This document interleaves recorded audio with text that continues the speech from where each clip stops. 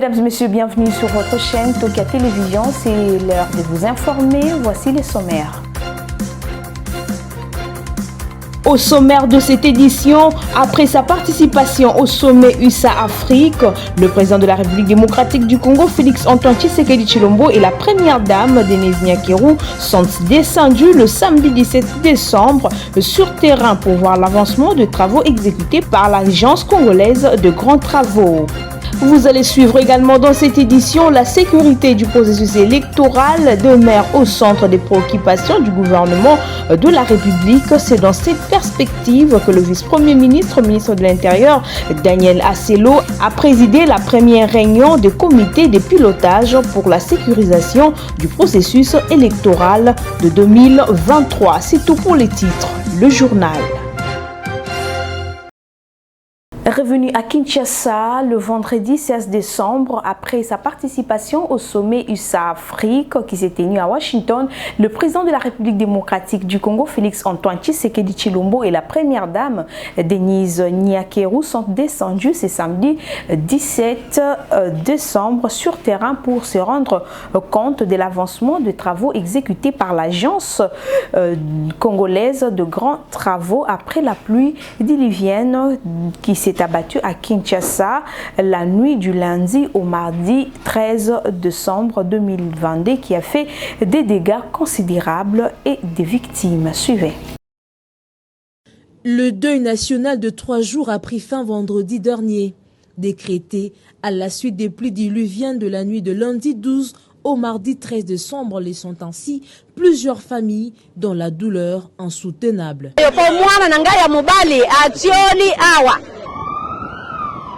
Consterné et touché par la situation humanitaire, le président de la République a écourté son séjour à Washington pour faire le deuil avec son peuple. Aussitôt retourné, le couple présidentiel s'est rendu sur la RN1 où la route s'est coupée en deux entre les arrêts Matadi-Kibala et Envrac. C'est tout simplement impressionnant les empreintes laissées par cette catastrophe naturelle. Sur le lieu du sinistre, le couple présidentiel s'est rendu compte de l'évolution des travaux de réhabilitation et a palpé les difficultés que traversent les habitants de ce coin. Après les explications techniques fournies par le directeur général de l'Agence congolaise de grands travaux, le couple présidentiel, accompagné des autorités de la ville et quelques membres du gouvernement, a fait la marche jusqu'au quartier Salongo où il a été creusé provisoirement un bassin de rétention en vue de canaliser les eaux des pluies. Après cette visite d'inspection d'environ 2 heures, le cortège présidentiel s'est ébranlé vers le centre de Kinshasa, précisément au poste de Funa, l'un des sites fortement endommagés par les dernières pluies diluviennes. À première vue, les dégâts sont considérables. 474 cabines MTBT qui alimentent 10 communes de la ville de Kinshasa étaient mis hors service après constat. À ce jour, 141 des 474 cabines concernées ont repris de service et sont alimentées par les postes de Itexco Makala et Kimbantseke. Le couple présidentiel s'est enquéri de l'évolution des travaux de remplacement des équipements endommagés par ces inondations. Le chef de l'État a donné des instructions au ministre de l'Urbanisme, des ITPR et aux responsables de l'ASNEL pour enfin trouver des solutions idoines aux problèmes actuels. Le président de l'Assemblée nationale, Christophe Mbosonkodia, a reçu en audience ce lundi 19 décembre en son cabinet de travail du Palais du Peuple une délégation de parlementaires de la Fédération de Russie. Suivez. Le bureau de l'Assemblée nationale vient de recevoir la délégation parlementaire russe qui est venue en tant que groupe réseau parlementaire entre l'Afrique et la Russie. En même temps, ils sont venus nous remettre une invitation pour participer à la conférence parlementaire internationale qui aura lieu à Moscou. Au cours de cette rencontre de ce jour, nous avons parlé des questions sécuritaires. nous avons parlé de questions électorales. Et la délégation parlementaire russe nous a promis qu'ils seront à côté de la République démocratique du Congo, aussi bien pour les élections que pour d'autres questions qui intéressent la paix et la sécurité. Il y a aussi des investisseurs russes qui veulent venir ici. La sécurité du processus électoral demeure au centre des préoccupations du gouvernement de la République démocratique du Congo. C'est dans cette perspective que le vice-premier ministre, ministre de l'Intérieur, Sécurité, Décentralisation et Affaires coutumières, Maître Daniel Aselo, a présidé dans la salle Virunga du bâtiment de la territoriale la première réunion du comité de pilotage pour la sécurité et du processus électoral de 2023, lui-même étant président du dit comité. Suivez. À une année de la tenue des élections générales, il était impératif de faire un état des lieux des opérations électorales sur le terrain, essentiellement celles liées à la sécurisation des opérations de la cartographie du bureau de voix, du déploiement de matériel dans l'ensemble du pays et encore du budget alloué au comité des pilotages chargé de sécuriser les opérations de la CENI. À en croire Denis Kadima, à l'étape actuelle, la CENI est en pleine actualisation du fichier électoral. La cartographie de centres d'inscription étant déjà bouclée avec plus de 22 700 centres d'inscription sur l'ensemble du pays. S'agissant du déploiement de matériel, la CENI apprécie les convoyages du matériel par les forces de sécurité. Toutefois, son président plaide pour plus de sécurité dans les opérations d'inscription des électeurs déjà en cours à Kinshasa, Équateur, Kwango, Kwilu, Mongala, Nord et Sud Kivu. C'est dans ces contextes que le coordonnateur du groupe technique pour la sécurisation des élections a exposé quelques contraintes, la sécurisation pas encore validée par le vice-premier ministre ou encore l'absence du matériel technique. Au sujet des effectifs de la police commise à la sécurité des élections, le général Amouli, commissaire général de la PNC, soulève un problème d'insuffisance des effets et des moyens mis à mettre à la disposition de la police afin de mener à bien la mission de la sécurisation du processus électoral. Après avoir religieusement recueilli les avis de participants à cette réunion de haut niveau, le vice-premier ministre, ministre de l'Intérieur, rappelle l'engagement du président de la République à voir les élections être organisées dans les délais. Il vient d'être décidé par les comités et les membres du gouvernement de la République faisant partie de ces comités que lors du prochain conseil de ministres, la question d'un recrutement spécial des effets de la police pour la sécurisation des opérations électorales doit être posée, a indiqué Maître Daniel Aselo. Le ministre de l'Intérieur invite également ses collègues qui gèrent le budget et les finances de la République à mettre à la disposition de cette structure le moyen conséquent pour qu'aucun obstacle n'enfreigne le beau déroulement du processus électoral. La ville de Mbandaka va abriter du 21 au 23 décembre la conférence du gouverneur de province dont les travaux se dérouleront dans la présence du chef de l'État Félix Antoine Tshisekedi Tshilombo. On signale déjà l'arrivée à Mbandaka du ministre d'État, ministre de l'Aménagement du Territoire, Guy Luando, pour la sensibilisation. Des sources proches du gouvernement de la province de l'Équateur, l'on apprend l'arrivée à Mbandaka du ministre d'État, ministre d'Aménagement du Territoire, Guy Luando, le ministre de la Pêche et Élevage, Adrien Bokele, du vice-ministre du Budget, Élisée Boukoumouana, et le vice-ministre des Transports, Marc Ekila. D'autres personnalités sont également attendues pour ces grands rendez-vous. Sur place en Mbandaka, c'est l'embouillement total. Toutes les forces vives de la province s'y mobilisent pour la réussite de ces grands événements.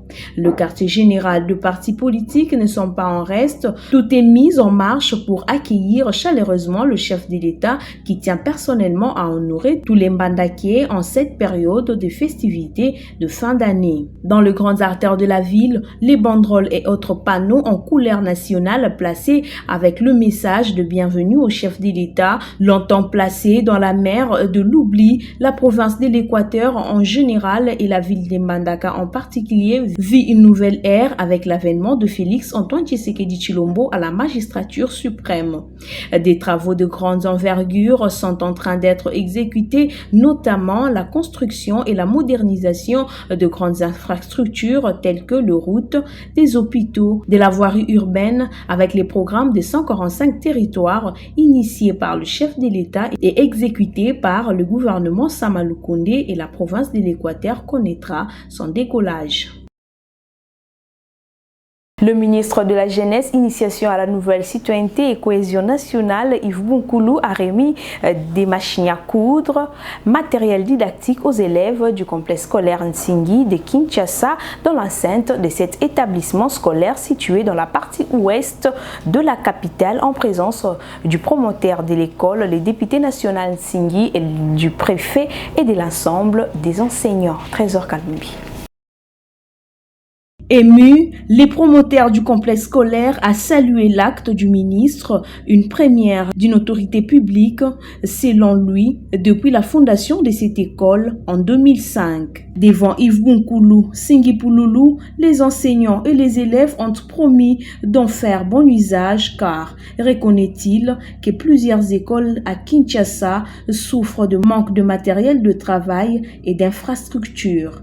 Les élèves n'ont pas manqué d'exprimer leur satisfaction. Dans son speak, le numéro 1 de la jeunesse congolaise a encouragé le dynamisme et la proactivité du député national Nsingi qui a consacré plusieurs moyens dans la construction de cet établissement scolaire qui forme et instruit de jeunes, ce qui rencontre l'un des axes prioritaires de l'action du ministre. Rappelons que depuis les débuts de l'année, le ministre de la Jeunesse a fourni de matériel didactique à plusieurs centres de formation socio-professionnelle de jeunes, à Kimbanseke, Kalamou, Bandalungwa, Kassavubu et en province. Quelques établissements privés organisant une formation de métier ont reçu également des outils. Il s'agit du centre de Kintumaini qui encadre les jeunes filles en conflit avec leur famille et, ce 14 décembre 2022, les complexes scolaires Singipouloulou.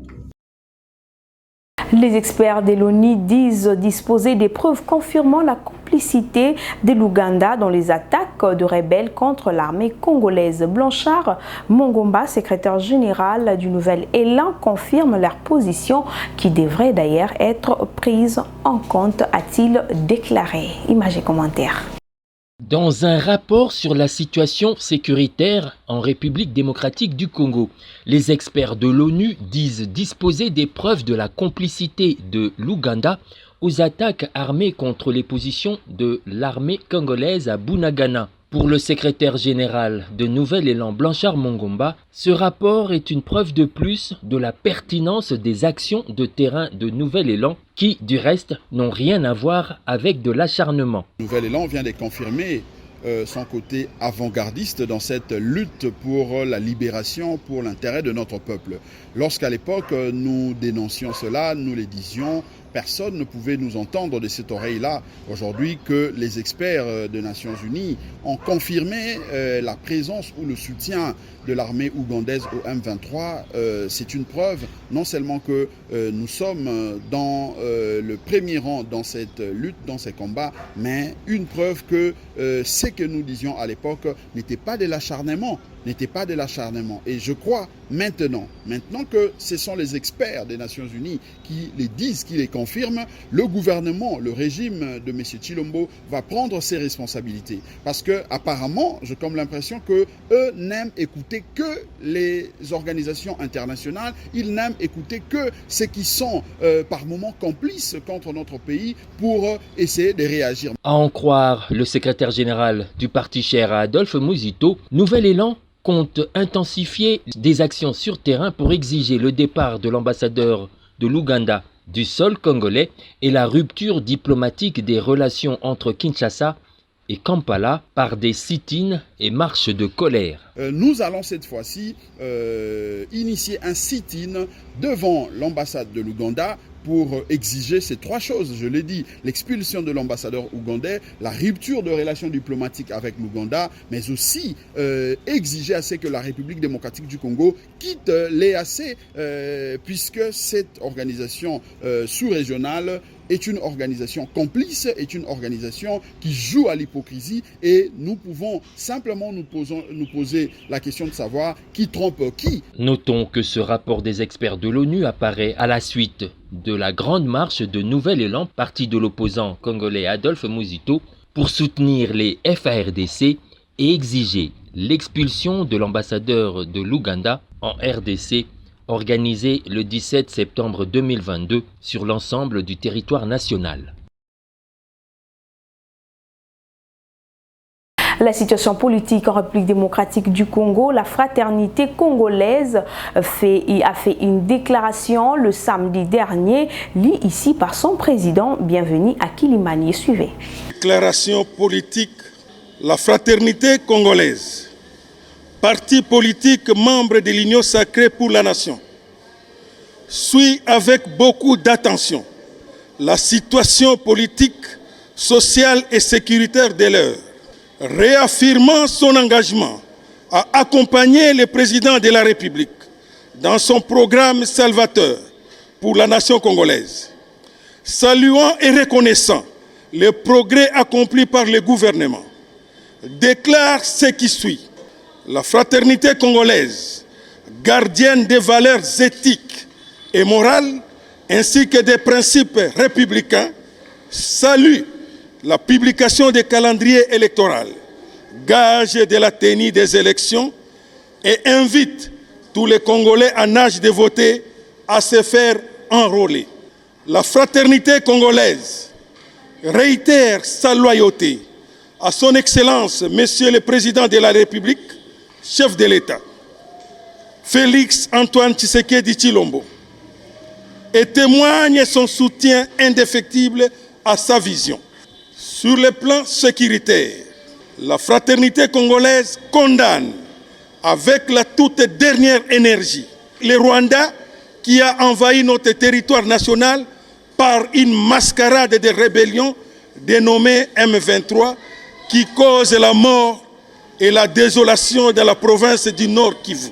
La fraternité congolaise invite toute la nation congolaise à rester soudée derrière le FARDC et son commandant suprême, le président de la République, Félix Antoine Tshisekedi Tshilombo, jusqu'au rétablissement de la paix à l'est du pays. Sur le plan social, la fraternité congolaise déplore les pertes en vies humaines suite aux récentes pluies diluviennes. La fraternité congolaise compatit avec toutes les familles qui ont perdu les leurs et demande aux autorités compétentes de redoubler les efforts dans l'assainissement, drainage et curage des caniveaux, ainsi que de veiller à ne plus octroyer les autorisations de bâtir dans les zones inondables afin d'éviter pareille désolation. Ainsi, la fraternité congolaise suggère la création d'une police d'assainissement appelée à veiller à la salubrité. Enfin, la fraternité congolaise souhaite au peuple congolais en général et à ses membres en particulier les vœux les meilleurs des Nouvel An.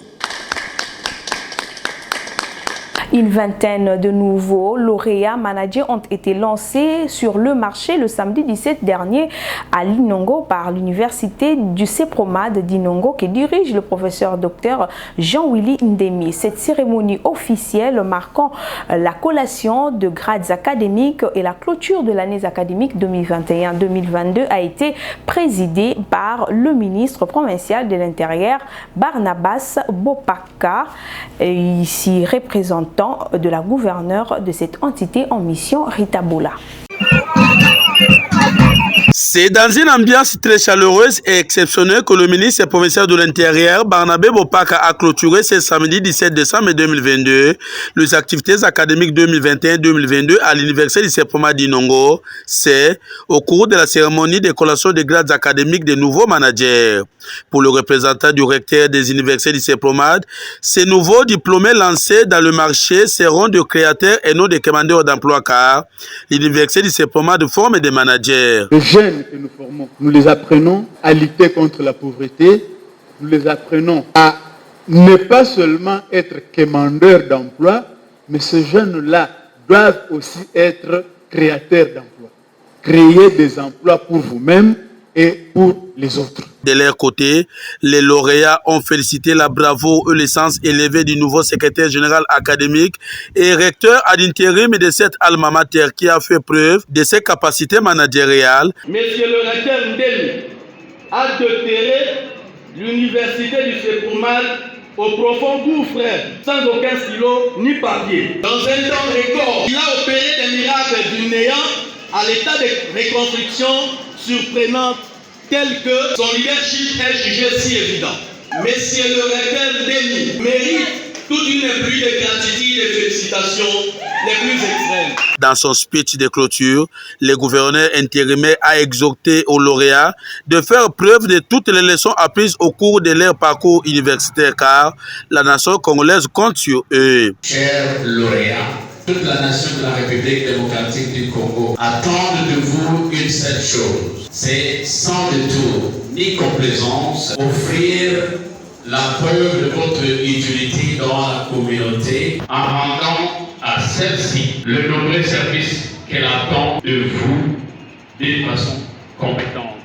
Il s'est de préciser que cette cérémonie solennelle s'est passée en présence de plusieurs personnalités de la province du Maïndo vivant à Inongo, dont le vice-président de l'Assemblée provinciale, le député provincial Bernardin Ngiabobi Sambo et tant d'autres. Les autorités politico-administratives de cette entité sont appelées à traquer toutes les personnes qui détournent les intrants, le matériel ainsi que les moustiquaires imprégnés d'insecticides à longue durée d'action destinée à la population de cette partie du territoire national. C'est l'essentiel du message d'alerte lancé le vendredi 16 décembre à Inongo par le chef d'antenne de Sanru Maindombe. Ça a réalisé beaucoup de choses depuis qu'on est là. Les enfants que nous avons soignés, les adultes, et sur les médicaments qui ont été distribués. Surtout pendant cette période de mois de décembre, c'est le mois où on enregistre beaucoup de décès, des enfants surtout de moins de 5 ans. Et souvent, c'était les sorciers qui étaient indexés. Mais en fait, ces enfants-là mouraient à cause du paludisme. Depuis que Sanru est là, avec la prise en charge de tous ces cas de paludisme, à travers les médicaments que nous donnons au niveau des zones de santé, aujourd'hui, nous pouvons nous frotter les mains pour dire que nous avons réduit sensiblement les cas de décès dus au paludisme. On est en train de passer décembre sans pour autant enregistrer beaucoup de cas dus au paludisme aux enfants de moins de 5 ans.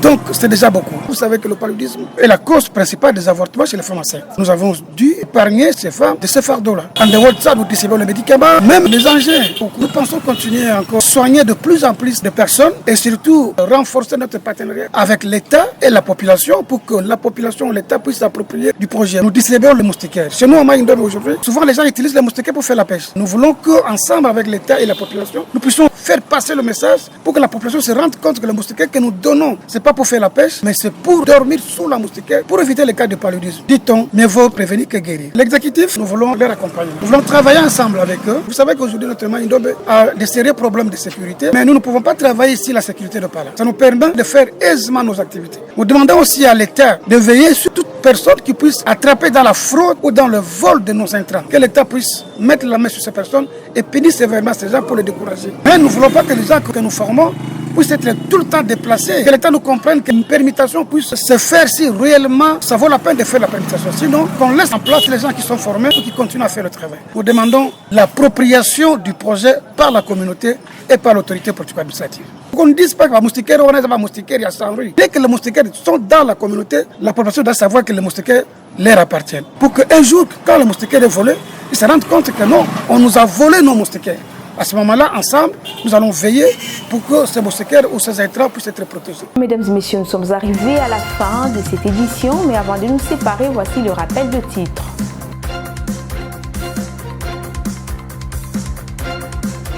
Après sa participation au sommet USA-Afrique, le président de la République démocratique du Congo, Félix-Antoine Tshisekedi Tshilombo, et la première dame, Denise Nyakeru, sont descendus le samedi 17 décembre sur terrain pour voir l'avancement de travaux exécutés par l'Agence congolaise de grands travaux.